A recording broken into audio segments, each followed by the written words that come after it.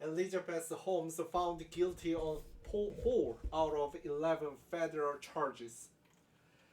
CNN Business. Elizabeth Holmes, the former CEO and founder of failed blood testing startup Theranos, was found guilty on 4 charges of defrauding investors, capping off the stunning downfall of the former tech icon. She was found not guilty on 3 additional charges concerning defrauding patient and 1 charges of conspiracy to defraud the patient. The jury returned no verdict on 3 of the charges concerning defrauding investors, and Judge Edward Davila, who was presiding over the case, is expected to declare a mistrial on those charges. The charges Holmes was found guilty of include 1 count of conspiracy to defraud the investor, as well as 3 wire fraud count tied to specific investors. Holmes faced up to 20 years in prison as well as a fine of $250,000 plus restitution for each count. Holmes depart the courthouse hand in hand with her partner Billy Evans, her mother and her father. She was met with a sea of cameras and reporters, but did not comment in response to questions shouted from reporters. In a statement, U.S. Attorney Stephen Hines applauded the verdict. The jurors in this 15 weeks trial navigated a complex case amid a pandemic and scheduling obstacles, she said in a statement that was read aloud by a spokesperson outside the courthouse. The guilty verdict in this case reflects Ms. Holmes' culpability in this large-scale investor fraud, and she must now face the sentencing for her crimes. Notably, the jury of 8 men and 4 women determined that the Holmes was guilty on counts pertaining to investors, but none of the counts that pertained to defrauding patients. Over the course of each 11-week case, the government called just 3 patient witnesses to the stand, 2 of whom were individually tied to wire fraud counts. The jury deliberated for over 50 hours before returning a verdict on 8 of the 11 charges. Earlier Monday, the jury returned a note indicating they could not reach an unanimous verdict on 3 of the counts. In response, Judge Davila issued what is known as the Allen charge, instructing them to continue deliberating to try to reach a verdict. However, hours later, the jury returned another note that indicated it remained unable to reach a verdict on those counts. The counts pertained to 3 of the investor the wire fraud charges. The verdict comes after a trial that spanned over 3 months at the federal courthouse in San Jose. More than 20 witnesses testified during the trial, culminating with Holmes, who took the stand for 7 days in her own defense. Holmes' case marked a rare criminal fraud trial of the Silicon Valley entrepreneur. Jurors were tasked with determining whether Holmes was the well-meaning founder who made mistakes as she built her startup, as her defense posited, or whether she intentionally deceived the investor and patient in order to help herself and her company succeed, as federal prosecutors alleged. While Holmes was the one on trial, the outcome of her case could serve as a cautionary tale for others in Silicon Valley. This is the verdict that should matter not just to Silicon Valley but to the people who celebrate it, invested in it, and used its product, said Margaret O'Mara, a historian of tech industry and a professor at the University of Washington. She was made possible by a belly business culture that celebrates and encourages very young, marginally experienced people. George Demos, the former Securities and Exchange Commission prosecutor and adjunct law professor at the U.S. Davis School of Law, called the verdict a significant win for the government and sends powerful signal to Silicon Valley that fraud cannot masquerade as innovation. While much of Silicon Valley has tried to distance itself from Theranos for a variety of reasons, including that the startup was the medical device manufacturer, the power and the control Holmes wielded over Theranos had all the trapping of the tech company, O'Mara said.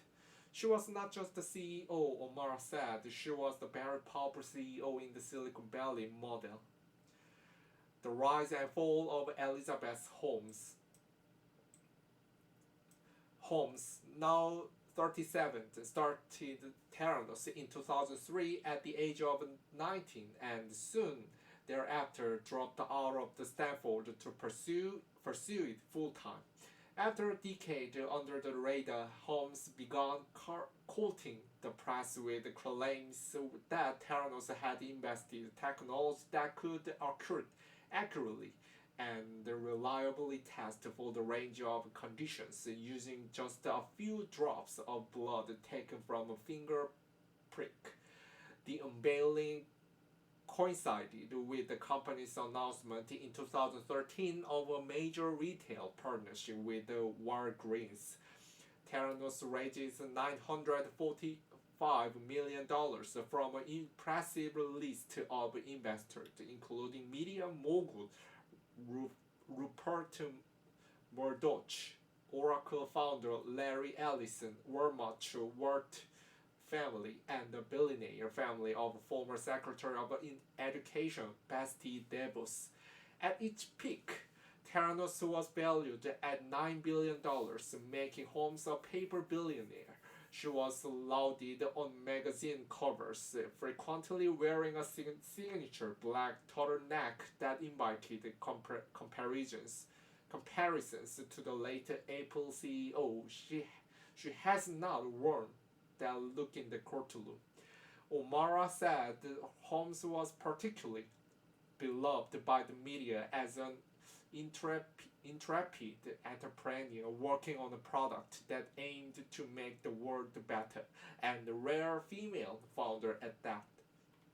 But the demonies started to fall after Wall Street Journal investigation in 2015 found that the company had only ever performed roughly a dozen of the hundreds of tests it offered using its proprietary blood testing device and with questionable accuracy. Instead, Theranos was relying on third-party manufactured devices from traditional blood testing companies.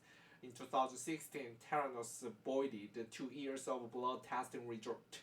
In 2018, Holmes and Theranos settled massive fraud charges with the Secretary and the Exchange Commission, but did not admit to or deny any of the allegations. As part of the deal, Theranos dissolved soon after. The scene inside and outside the courtroom. The first indicted in 2018, Holmes' trial was delayed by the pandemic and the birth of her child, but public interest in Holmes has remained strong since then, with documentaries, podcasts, and upcoming TV miniseries and planned feature film. That fascination was apparent outside the courtroom. Members of the public and the press gathered as early as 2 a.m. local time on major days of the trial to get one of the 34 courtroom seats available. A ticket overflow room sat around roughly 45 people. There was otherwise no way to view the event because the audio and video records were prohibited.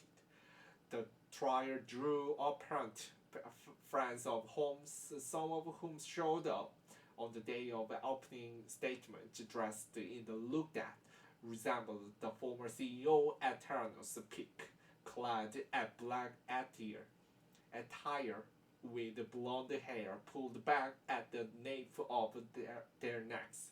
It also attracted an artist who set up a performance art display outside the courtroom, selling a very limited number of blonde wigs, black turtlenecks, and blood energy drink. She said she wanted to see what it was like experiencing her energy. During jury selection, the father of Holmes' partner showed up only to snag a seat inside the courtroom. He assumed a nickname and claimed to be a concerned citizen, but on the first day of the trial, he walked into the courtroom alongside Holmes. After his identity was revealed publicly, he wasn't seen again at the trial. For her part, Holmes, wearing a work dress and jacket with skirt shoot in grays, blues or greens with a green or blue mask, arrived each court day walking hand in hand with either her mother Noel or her partner Billy Evans or both. When Holmes took the stand, the group of the friends and family sitting in a reserved seating swelled. Her father was seen in the courtroom during closing argument. As the trial went on, three jurors were dismissed. One juror was reported by another for playing Sudoku during the proceedings. Another was excused. After disclosing he was experiencing anxiety stemming from the prospect of sending Holmes to prison, and cited her Buddhist belief. The alternate juror tapped to replace her expressed some concern about sentencing Holmes because she is very young. She remains on the jury tasked with determining Holmes' fate. The government 11 weeks case against Holmes. In each closing argument, the prosecution alleges that faced with the business running out of the money, Holmes chose fraud rather than failure. During the trial, the federal prosecutors called 29 witnesses to testify, including former Theranos employees, retail executive, and former U.S. Defense Secretary. Through these witnesses, the government attempted to show the layers of the alleged fraud, including how Theranos concealed its use of third-party manufactured machines to test patient blood, overstated its financials, misrepresented its works with pharmaceutical companies and the military, and used the media to perpetrate the untruths. In his final remarks, Prosecutor John Bostic said Holmes was especially fond of using half of truth, which he described as something that is arguably technically correct, but still leaves the listeners with the unmistakable incorrect understanding about what the truth is. As an example of that, he pointed to journalist Roger Paroff's recordings of interview with Holmes done in conjunction with the 2014 Fortune magazine cover story that were played in court during the reporter's times on the stand. Holmes is heard rationalizing why some patients had their blood taken through venipuncture rather than solely each market fingerstick blood draws. At no point during that conversation did she tell Mr. Paroff that the reason was that the company's own technology could not to the range of tests that she was offering, said Boston. It does not matter whether Miss Holmes had the intent to make the lie true or to avoid being found out. The problem is in making the misrepresentations on the day it's made. He added. Bostic also said Holmes borrowed the credibility of others through her start of high-profile retail partnerships, her magazine cover pieces, and her board stocked with powerful names, including former defense secretaries and two former secretaries of state. By attaching herself to these individuals and organizations, he continued, she bolstered Theranos' own credibility, and by exaggerating those contexts, she caused others to believe that Theranos must have the legitimacy of those other entities. Holmes testified for 7 days in her own defense. The defense called 3 witnesses, concluding with Holmes. Known for her charm and charisma, while CEO Holmes' testimony ranged from speaking empathically about her belief in company's technology to pointing the finger at others, notably her ex-boyfriend and former Theranos COO Ramesh Sunny Barwani. While the origin story of Theranos is well known, Holmes shed more light on her decision to drop out of Stanford. She testified she had been raped as a student and was having trouble attending classes. She said she left the school to throw herself into building what became Theranos, seeking business advice from Balwani, 20 years her senior, whom she had met after graduating from high school and whom she viewed as the successful tech executive. Holmes testified she and Barwani had a decade-long abusive relationship. She said Barwani tries to control nearly every aspect of her life as he sought to help her become successful. Barwani, through court filings, has denied the abuse allegations. Barwani faces the same charges as Holmes and is set to be tried early this year. He has pleaded not guilty. Holmes also testifies that Barwani, whom she lived with, served as her most important advisor during her time at Theranos. She testified that he didn't control what she was. She said in investor, the board members, retail partners, and the media during her time at the helm of Theranos, but his influence on her life loomed large. He impacted everything about who I was, and I don't fully understand that, Holmes testified. Holmes' defense team did not call an expert to testify about the possible implications about the alleged abuse on her role as CEO, despite having indicated it may do so. In his closing argument, prosecutor Jeffrey Shack told jurors they did not need to decide whether the abuse happened to reach the verdict.